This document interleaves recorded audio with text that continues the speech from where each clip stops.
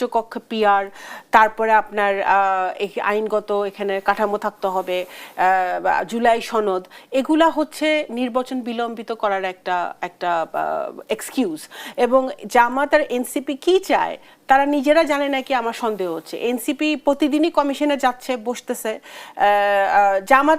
জামাতে ইসলামী না হয় একটা পুরনো দল, তাদের কিছু অভিজ্ঞতা তাদের আছে, হ্যাঁ, বাংলাদেশের রাজনীতিতে। যেই দলের বয়স 1 মাসও না, যে অলরেডি তাদের কর্মীরা কমিটিতে নিয়েছে, তারা বিভিন্ন জায়গায় পদত্যাগ করছে।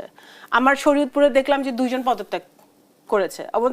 ওদের তো আবার সবকিছু ফেসবুকে হয়, পদত্যাগ ফেসবুকে করে, নতুন কমিটিও বানায় ফেসবুকে, সবই ফেসবুকে হয়। তখন ফেসবুক একদিন যদি না থাকে, ধরেন বাংলাদেশে ফেসবুক নেই, তখন এইসব দলের কি হবে সেটাও ভেবে দেখার দরকার।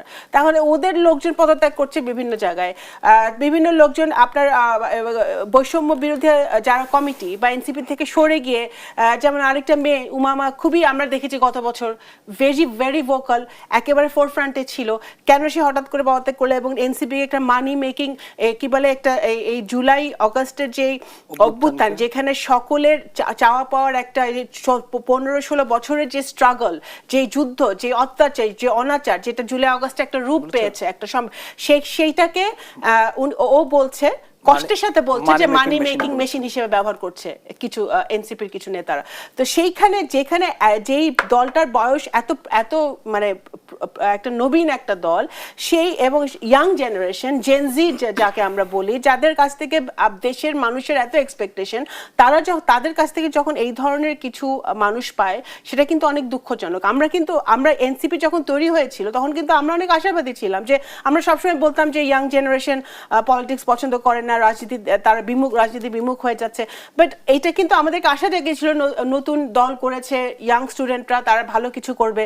কিন্তু তাদের পিএসরাই যখন, ইভেন শুনলাম যে নাহিদের পিএসও নাকি কত কোটি টাকার দুর্নীতিতে জড়িত। এখন এরা তো এই জিনিসগুলো তো আমরা আওয়ামী লীগকে গালি দিচ্ছি, আওয়ামী লীগকে গালি দিয়েছে তাদের 1000 কোটি টাকার দুর্নীতির জন্য। এখন তারা তো 1-2 মাসে যদি অবস্থা হয়, তাহলে ভবিষ্যতে তো আমরা শঙ্কিত যে আমরা তো এই ধরনের উচ্চকক্ষ পিআর, তারপরে আপনার আইনগত এখানে কাঠামো থাকতে হবে, জুলাই সনদ, এগুলা হচ্ছে নির্বাচন বিলম্বিত করার একটা একটা এক্সকিউজ। এবং জামাত আর এনসিপি কি চায় তারা নিজেরা জানে নাকি আমার সন্দেহ হচ্ছে। এনসিপি প্রতিদিনই কমিশনে যাচ্ছে, বসতেছে।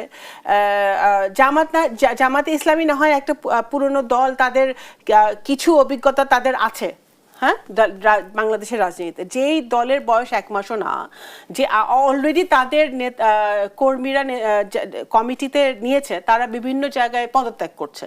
আমার শরীয়তপুরে দেখলাম যে 2 জন পদত্যাগ করেছে। ওদের তো আবার সবকিছু ফেসবুকে হয়, পদত্যাগ ফেসবুকে করে, নতুন কমিটিও বানায় ফেসবুকে, সবই ফেসবুকে হয়। তখন ফেসবুক একদিন যদি না থাকে, ধরেন বাংলাদেশে ফেসবুক নেই, তখন এইসব দলের কি হবে সেটাও ভেবে দেখার দরকার। তাহলে ওদের লোকজন পদত্যাগ করছে বিভিন্ন জায়গায়, বিভিন্ন লোকজন আপনার বৈষম্য বিরোধী যারা কমিটি বা এনসিপি থেকে সরে গিয়ে, যেমন আরেকটা মেয়ে উমামা, খুবই আমরা দেখেছি গত বছর ভেরি ভোকাল, একেবারে ফোরফ্রন্টে ছিল।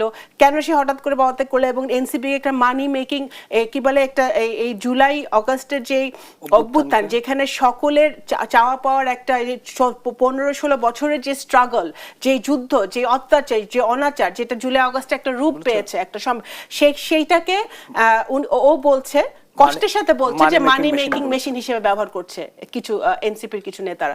তো সেইখানে যেখানে যেই দলটার বয়স এত এত মানে একটা নবীন একটা দল, সেই এবং ইয়াং জেনারেশন, জেনজি যাকে আমরা বলি, যাদের কাছ থেকে দেশের মানুষের এত এক্সপেকটেশন, তাদের কাছ থেকে যখন এই ধরনের কিছু মানুষ পায়, সেটা কিন্তু অনেক দুঃখজনক। আমরা এনসিপি যখন তৈরি হয়েছিল, তখন কিন্তু আমরা অনেক আশাবাদী ছিলাম, যে আমরা সবসময় বলতাম যে ইয়াং জেনারেশন পলিটিক্স পছন্দ করে না, রাজনীতি তারা রাজনীতি বিমুখ হয়ে যাচ্ছে।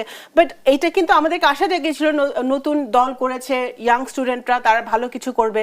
কিন্তু তাদের পিএসরাই যখন, ইভেন শুনলাম যে নাহিদের পিএসও নাকি কত কোটি টাকার দুর্নীতিতে জড়িত। এখন এরা তো এই জিনিসগুলো তো আমরা আওয়ামী লীগকে গালি দিচ্ছি, আওয়ামী লীগকে গালি দিয়েছে তাদের 1000 কোটি টাকার দুর্নীতির জন্য। এখন তারা তো 1-2 মাসে যদি অবস্থা হয়, তাহলে ভবিষ্যতে তো আমরা শঙ্কিত।